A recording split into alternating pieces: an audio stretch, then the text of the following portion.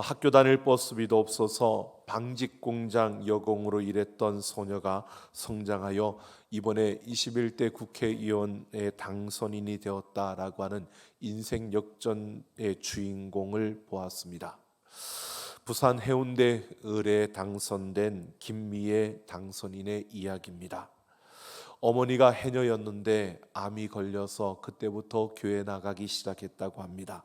나가서 기도했고 또 하나님을 믿는 믿음으로 그렇게 하루하루를 지나다가 15살 때 어머니가 돌아가시고 형편이 너무 안 좋아 17살 때부터 방직공장 여공으로 일을 했답니다. 믿음으로 그 걸음을 걸으면서 하나님이 주신 꿈이 있어서 그 꿈을 향해 노력하며 29살 때에 야간대학에 들어가게 되었고, 그러면서 사시를 준비하고 사시에 합격해서 변호사가 되었다는 것입니다. 결혼을 하지 않았지만 큰언니의 남편 형부가 죽고 그 언니가 우울증에 걸려서 그 언니의 딸을 자신의 딸로 입양하여 데려왔답니다. 또 한 언니가 백혈병으로 죽어 또 조카를 또 자기의 자녀로 또 입양을 했답니다. 그리고 한 아이를 더 입양하여서 세 아이의 엄마가 되었답니다. 그 세 아이는 위, 안, 김이라는 성은 다 다르지만 그러나 엄마는 하나다라고 그렇게 말하는 것을 보았습니다. 여러분, 참 굴곡진 인생이다라고 합니다. 참 어려움도 있고 힘든 일도 있고 또 웃을 날도 있고, 근데 이 인생의 굴곡진 그 구비구비를 참 넘어가는 그 인생의 걸음들, 때로는 참 힘겹게 여겨집니다. 그런데 이렇게 점점 강성해지는 인생이 있는가 하면 또 점점 약해지는 인생도 있습니다. 가진 것을 많이 가지고 좋은 환경에 태어나지만 그러나 점점 약해지는 그런 인생의 모습을 가진 이들도 있는 것을 보게 됩니다. 그런 것을 보면 여러분, 상황과 환경에 의해서 우리의 삶이 점점 강해지고 더 잘 되는 이런 것이 아님을 우리는 보게 되고요. 그러니까 우리 인생에 가는 걸음 속에서 환경과 상황이 많은 비중을 차지하는 것 같지만 그러나 그것이 그런 우리 인생에 가는 길을 좌우하는 문제는 아니라는 것을 보게 되어집니다. 여러분, 우리 인생의 걸음 속에서 때로는 힘겹지만 또 우리는 웃을 날이 있을 것이고요. 또 우리가 웃고 있지만 또 힘겨운 고통의 순간이 또 우리에게 찾아온다는 것이, 우리는 한 치 앞도 알지 못하고 그 인생의 걸음 속에서 우리에게 어떤 순간이 찾아올지 모르고 우리는 오늘을 살아가는 바로 그 걸음을 걷고 있습니다. 그래서 우리는 이렇게 고백할 수밖에 없습니다. 우리 인생의 모든 걸음을 인도하시는 분은 하나님이시라고요. 우리가 그래서 조금 많이 가지고 또 조금 인정받고 조금 높아질 때 여러분, 우월감을 가지고 교만해져서는 안 되는 것입니다. 또 조금 힘들고 조금 어려워져서 조금 우리가 고달프더라도 여러분, 그 순간에 열등감을 가지고 절망해서도 안 되고요. 우리 인생을 이끄시는 그 하나님을 의지하며 그 하나님 앞에서 오늘 우리에게 주신 그 삶의 상황과 환경을 이겨내면서 그 가운데서도 흔들림이 없이 나아가는 그 걸음, 그 걸음이 더욱더 강성하여질 뿐만 아니라 하나님과 함께하는 인생이 행복하고 복된 인생이 될 줄로 믿습니다.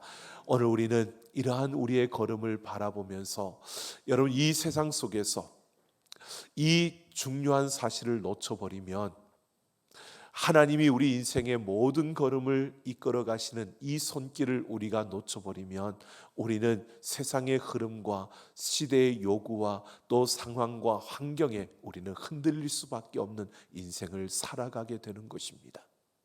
그리스도인이라고 하지만 여러분, 세상 속에서 그리스도인으로서의 모습이 아닌 세상의 그 기준과 가치에 따라 살아가는 이들이 더 많은 것을 보게 됩니다. 그래서 말은 그리고 모양은 그리스도인이라고 하는데 실제로 삶의 모습을 보면 그리스도인다운 모습을 보지 못할 때가 많은 것을 봅니다. 여러분, 그리스도인의 가정도 마찬가지입니다.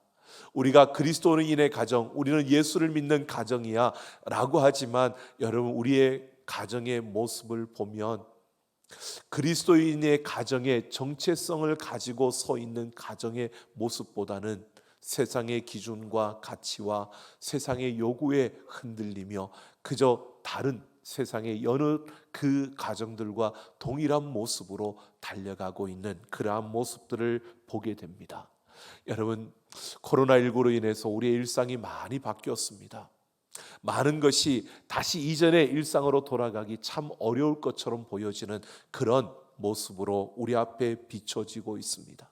여러분, 점점 시대적인 상황은 우리에게 마지막 예수님이 다시 오실 때가 가까워졌음을 끊임없이 우리에게 말해주고 있고, 이런 위기와 이런 혼란 속에서 오늘 우리는 이 어버이 주일을 맞이하면서 무엇보다도 그리스도인의 가정의 정체성이 무엇인가를 우리가 생각해 보면서 이 바울이 에베소서에서 밝히고 있는 그 초대 기독교인들의 그 그리스도인 가정의 그 윤리를 말하고 있는 이 본문을 우리가 살펴보면서요, 그리스도인 가정의 그 정체성은 무엇이고 또 그것을 위해서 우리는 어떻게 해야 할 것인가를 이 말씀을 통해서 함께 생각해 보려고 합니다. 여러분, 바울이 에베소서를 에베소 교회에 이 편지를 쓰는데 그 당시 초대 기독교 그 그리스도인들은 그들 나름대로 삶의 모습을 가지고 살아가는데 바울이 그들에게 가정 윤리를 소개하고 있습니다. 그러면서 그 가정에서 맺어지는 관계를 세 가지로 소개하고 있습니다. 그 하나는 남편과 아내, 부부의 관계이고요. 또 둘째는 부모와 자녀의 관계이고요. 셋째는 주인과 종의 관계입니다. 여러분, 우리가 성경을 읽다가 이렇게 주인과 종의 관계, 이 역시 가정의 한 질서로 보여지는 가정 윤리를 말하면서 이 부분을 언급할 때 우리는 조금 이해되지 않는 낯선음이 우리에게 분명히 있을 겁니다. 그런데 그 당시에는 그 초대교회 그 당시에는 지금 각 가정마다 그 일하는 종이 있었기 때문에 주인과 종의 이 관계 역시 그 가정의 한 부분으로 가정의 윤리로서 다루는 것이 당연한 것으로 받아들여졌던 것입니다. 이러한 것을 통해서 우리에게 말해주는 것이 있습니다. 여러분, 하나님의 말씀은 역사를 무조건 초월하여 우리에게 전하여진 것이 아니라는 겁니다. 하나님의 말씀은 그 핵심을 가지고 그 시대의 구체적인 삶의 정황에 맞게끔 그 말씀이 전하여졌고, 그 삶의 정황에 따라서 바로 그 시대의 그리스도인들이 하나님께서 말씀하시는 그 중심에 따라 그들이 선택하고 또 받아들였다는 것을 오늘 우리가 볼 수 있는 것입니다. 바로 이렇게 바울이 에베소 교회를 향하여서 말하고 있는 오늘 이 본문의 이야기는 하나님께서 바울을 통해서 그들에게 주신 말씀입니다. 근데 그 말씀의 핵심을 떠나서 그들의 삶의 정황에 따라 그 삶의 정황에 맞추어서 바울이 그 말씀을 전하고 있는 것입니다. 그러니까 오늘 여기에서 말하는 것들이 영원 불변하는 그런 절대적인 규범이라고 하기보다는 그들에게 맞는 상황, 그들의 삶의 정황에 따라서 그들이 하나님의 말씀의 핵심을 붙들고 그들의 삶에 적용한 말씀이다라고 이렇게 볼 수 있는 것입니다. 그래서 오늘 우리는 이 초대 그리스도인들이 선택한 삶의 이 방식을 충분히 이해하면서 바로 그 핵심, 하나님께서 바울을 통해서 그들에게 말씀하시는 그 핵심이 무엇인가를 우리가 붙들고 그것을 우리의 삶의 정황에, 우리의 삶의 그 모습 속에 이것을 적용함으로 새로운 우리의 삶에서 어떻게 우리가 이 시대 속에서 살아가야 할 것인가를 우리는 생각해 보아야 한다는 것입니다. 오늘 1절 2절을 보면 자녀들에게 부모에 대해서 이렇게 하라고 말씀하고 있습니다. 주 안에서 너희 부모에게 순종하라. 이것이 옳으니라 라고 말하고요. 2절에서는 내 아버지와 어머니를 공경하라. 이것은 약속이 있는 첫 계명이니 라고 말하고 있습니다. 초기 그리스도인들은 유대인들이 거룩한 말씀으로 여겼던 그 구약 성경의 그 말씀을 그대로 받아들였습니다. 그래서 십계명을 그대로 받아들였는데요. 십계명을 보면 여러분 우리가 알고 있는 것처럼 지금 부모를 공경하라라고 하는 이 계명은 5번째 나오는 그 계명입니다. 근데 십계명을 크게 두 부분으로 나눌 수 있습니다. 1계명부터 4계명까지는 하나님에 대한 그 계명이고요. 그리고 5계명부터 10계명까지는 바로 사람에 대한 그 계명입니다. 그래서 5계명은 사람에 대한 그 계명 중에 첫 번째 계명이다라고 이렇게 말할 수 있고요. 뿐만 아니라 이 10계명을 보면 이 5계명은 분명히 내 부모를 공경하라라고 하고 말하고 난 다음에 그리하면 내 하나님 여호와가 내게 준 땅에서 내 생명이 길리라라고 하나님의 약속이 그곳에 덧붙여져 있습니다. 다른 계명들은 살인하지 말라, 거짓 증거하지 말라, 그리고 끝이 나는데 이 5계명에는 하나님의 약속이 덧붙여져 있다는 것입니다. 그래서 오늘 3절에서도 내가 잘 되고 땅에서 장수하리라 라고 바울이 이야기합니다. 여기에서 내가 잘 되고 라고 하는 것은요, 삶의 질을 나타내는 것입니다. 하나님이 복을 주셔서 풍성한 삶을 누리게 한다라고 하는 약속입니다. 뿐만 아니라 땅에서 장수하리라 라고 하는 것은 삶의 양을 말하는 것입니다. 하나님이 허락하신 삶의 그 길이를 충분히 누린다라고 하는 것입니다. 여러분 우리는 삶의 그 길이가 다 다릅니다. 태어날 때부터 시작해서 우리가 이 땅을 떠나갈 때까지의 그 삶의 길이가 어느 길이인지 우리는 아무도 알지 못하고 이 땅을 살아가고 있습니다. 그 삶의 길이를 충분히 누릴 수 있게 하신다라고 하는 것이 바로 장수하리라라고 하는 이 말씀입니다. 그러니까 바울이 지금 이 초대 그리스도인들에게 말하고 있는 것이요, 내 부모를 순종하고 공경하라 라고 하는데 여기에서 그가 말하는 것이 그리하면 하나님께서 우리에게 이런 약속을 주셨다. 우리의 삶의 질과 양에 있어서 하나님께서 풍성하게 누릴 수 있도록 하나님이 책임져 주신다는 겁니다. 우리가 부모를 공경하고 부모를 순종했을 때 우리의 삶의 하나님은 그 시대와 우리의 시대가 다른 모습들이 많잖아요. 그러나 동일하게 하나님은 우리의 삶의 질과 양에 있어서 우리가 풍성하게 그 삶을 누리도록 하나님은 우리에게 복을 주시기로 약속하셨다는 것을 말해주고 있는 것입니다. 여러분, 그러면서 유대인들이 가지고 있었던 전통이 바로 그들이 순종하라 그리고 공경하라 라고 하는 건데요, 이 유대인들의 문헌에 의하면 이 순종과 이 공경하는 것이 무엇을 말하느냐 하면 이런 것을 말합니다. 자녀의 의무를 이렇게 말하고 있습니다. 자녀의 의무는 아비에게 먹을 것과 마실 것을 주고 입을 것과 덮을 것을 주며 아비를 들고 나게 하고 아비의 얼굴과 손과 발을 씻어주는 것이다. 아들이든 딸이든 그렇게 해야 한다. 이것이 유대인들의 규범이었습니다. 그러니까 부모에게 순종하고 공경한다라고 하는 것을 바울은 이렇게 말하고 있지만 유대인들이 가지고 있는 규범에는 뭐냐 하면 바로 부모의 생존을 책임지라는 것입니다. 이것은 거꾸로 여러분 보십시오. 이렇게 나온 이 항목들은 자녀가 어렸을 때 부모가 자녀에게 했던 그 모습을 그대로 이야기하고 있는 겁니다. 즉 자녀가 어렸을 때 부모가 자녀에게 베푼 그대로 자녀는 부모가 나이가 들었을 때 그 부모에게 그대로 베풀어야 된다라고 하는 것을 말하고 있으면서요, 이렇게 말하는 겁니다. 부모와 자녀는 서로 생존을 책임지는 그런 관계이다라고 하는 겁니다. 그래서 아이가 태어났을 때 자녀를 부모가 생존을 책임지고 그 자녀가 자라서 나중에 부모의 생존을 책임지는 것, 이것이 유대인들이 말하고 있는 순종과 공경입니다. 그런데 바울은 여기에서 조금씩 더 나아가고 있습니다.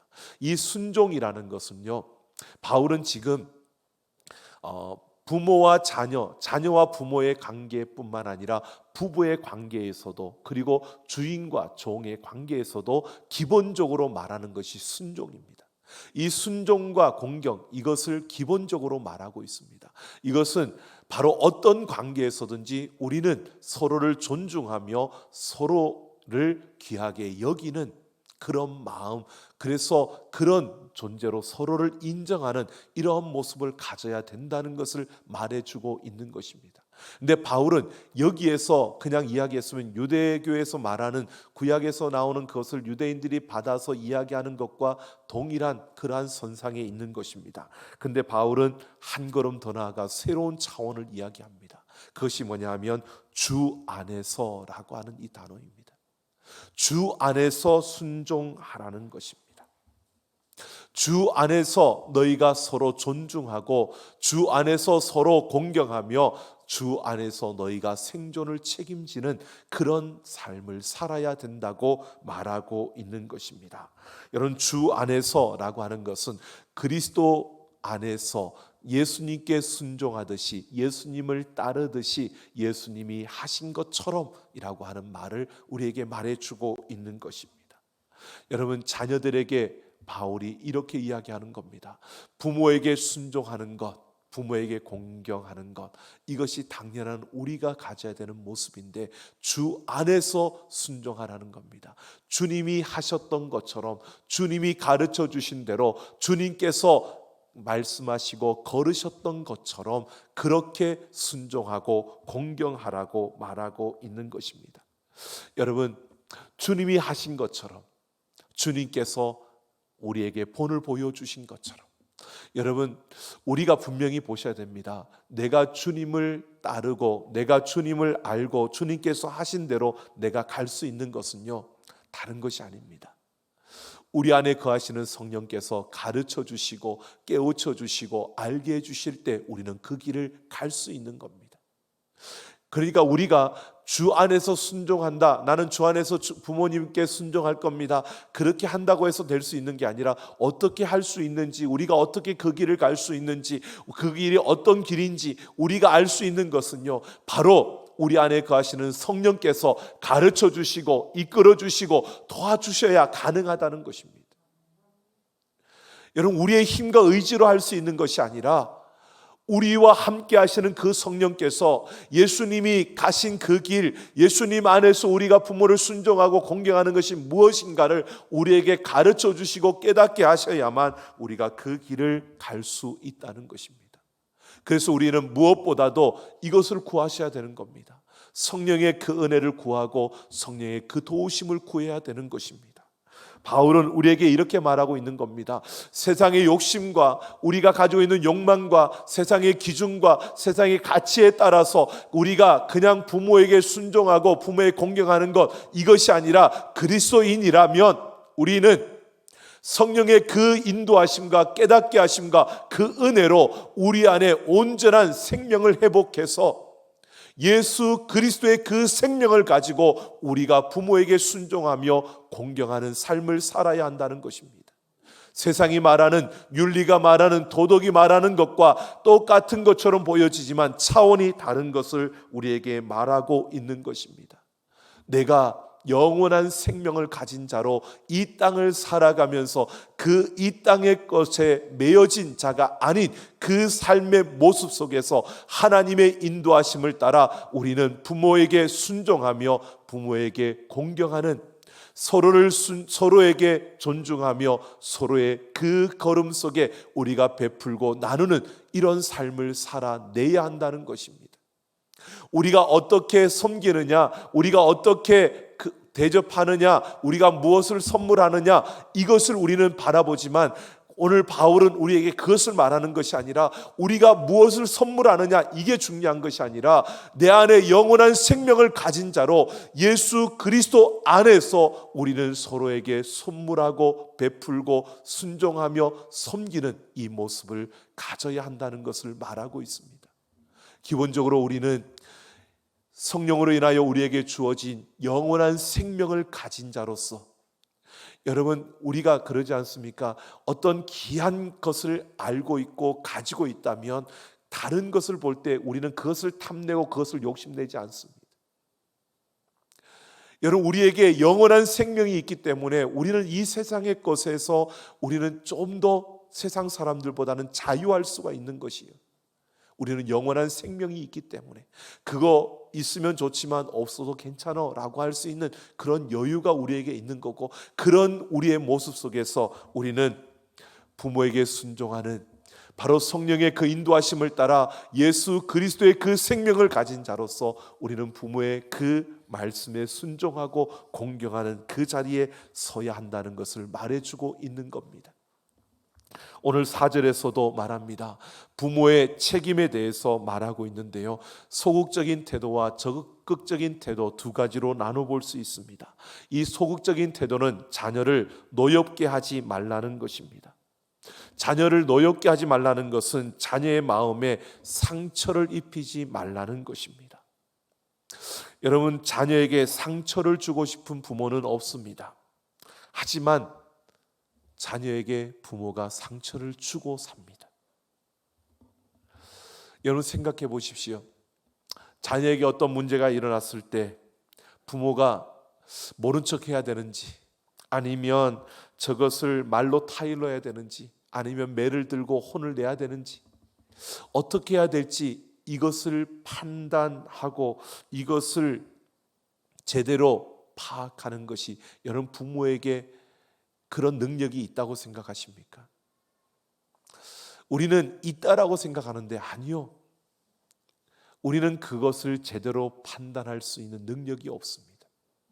물론 그렇게들 이야기합니다. 진정한 사랑, 그 사랑으로 사랑하면 그 충분히 그러한 바른 판단을 내릴 수 있다고요. 근데 여러분 우리의 사랑이 진정한 사랑이 되던가요?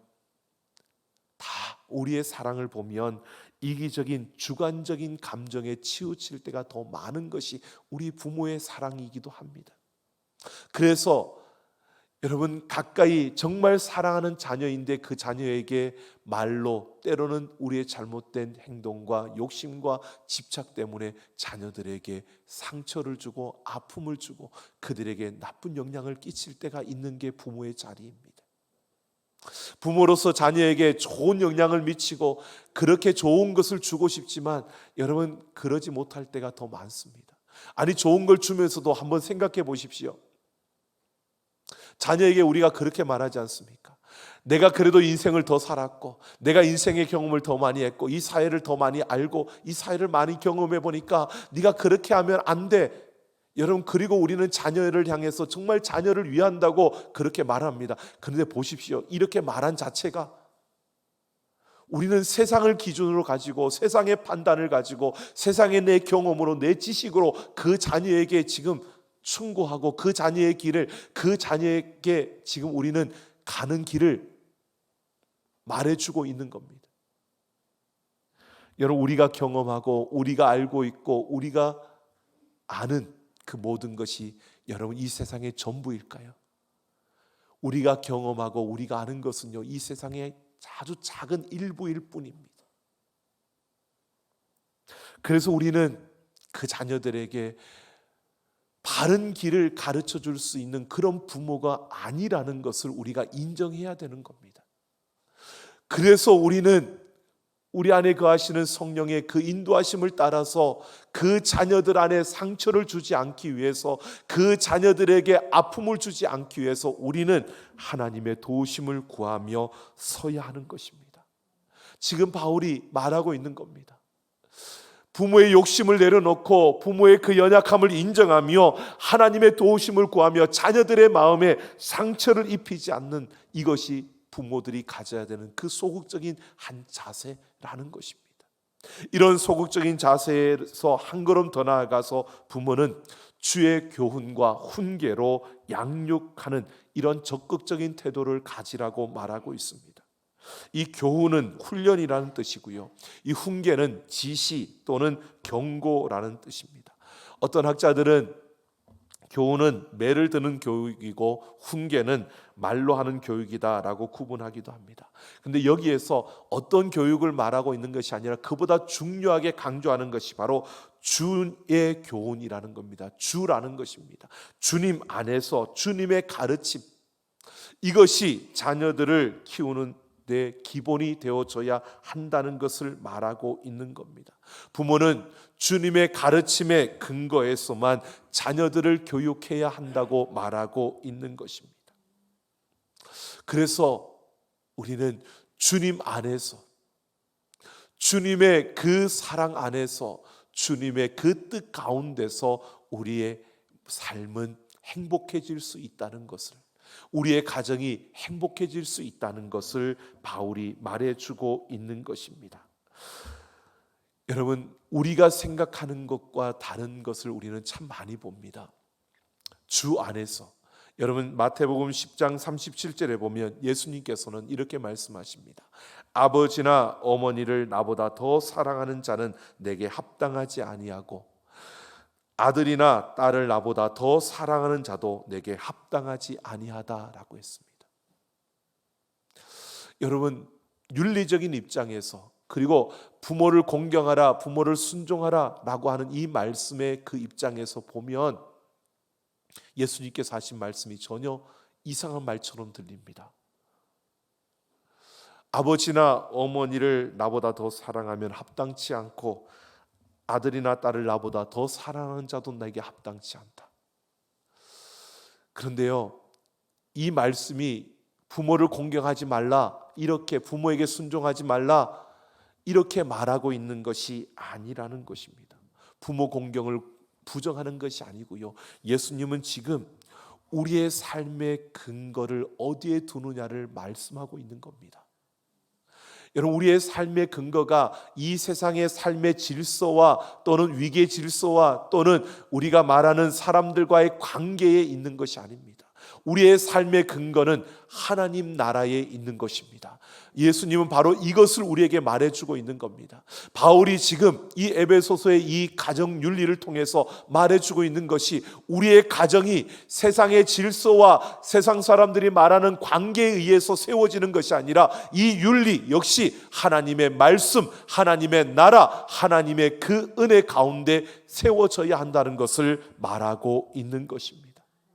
여러분, 바로 우리의 가정이 행복해지기를 원한다면 다른 것이 아닙니다. 하나님이 우리의 가정의 중심이 되어져야 합니다. 우리 가정의 기초가 하나님이어야 합니다.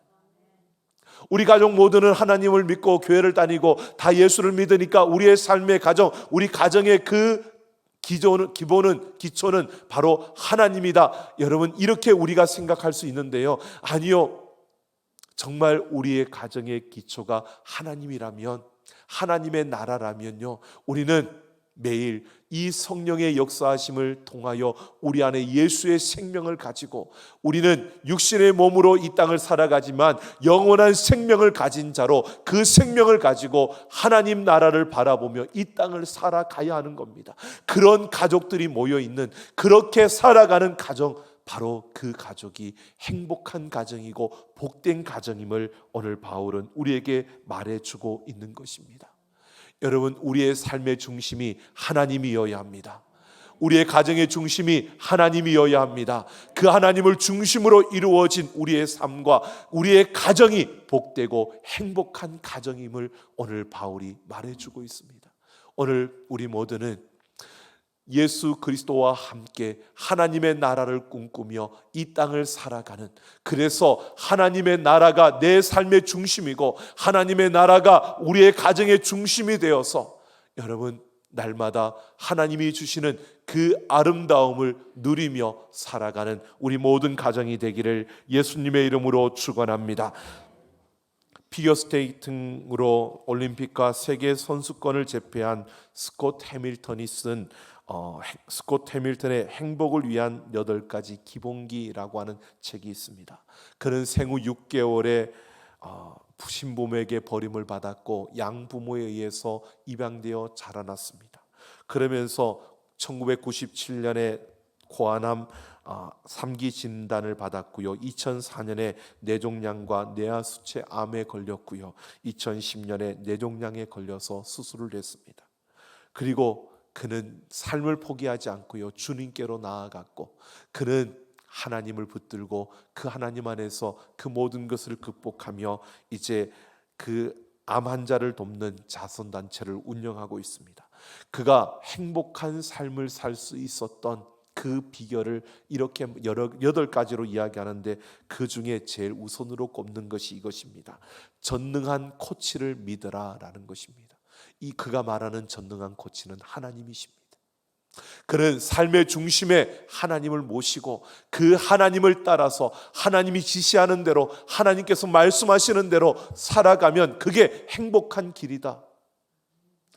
여러분, 하나님을 우리 인생에, 우리 가정에 전능한 코치로 모시기를 원합니다. 그 코치의 말씀에 따라, 지시에 따라 우리가 살아내는 그런 우리의 삶, 우리의 가정이 행복하다는 것입니다. 이스라엘 백성들이요, 가나안 땅에 들어가기 위해서 그 광야길을 걸을 때 머물러 설 때요, 성막을 먼저 세웁니다. 그리고 동서남북 사방으로 세 지파씩 그들의 장막을 쳤습니다. 근데 그 장막을 칠 때도요, 장막문을 열고 나오면 딱 성막이 보이도록 그 방향을 향해 그들의 장막을 쳤습니다. 이건 무엇을 말하느냐면요, 그들의 삶의 중심이 하나님이었고 그들의 가정의 중심이 하나님이라는 것을 말하고 있는 겁니다. 여러분, 바울은 이 핵심을 우리에게 말하고 있습니다. 여러분, 환경과 삶이 그 모든 것이 바뀌어졌습니다. 이런 환경 속에서도 변하지 않는 핵심은요, 우리의 삶의 중심이 하나님이어야 하고 우리의 가정의 중심이 하나님이어야 우리가 복되고 행복한 가정, 그런 삶을 살아낼 수 있다는 것입니다. 오늘 우리의 모든 걸음 속에서 하나님이 중심이 되는 삶, 하나님이 중심이 되는 가정을 이루는 우리 모두가 되기를 예수님의 이름으로 축원합니다. 함께 찬양하겠습니다.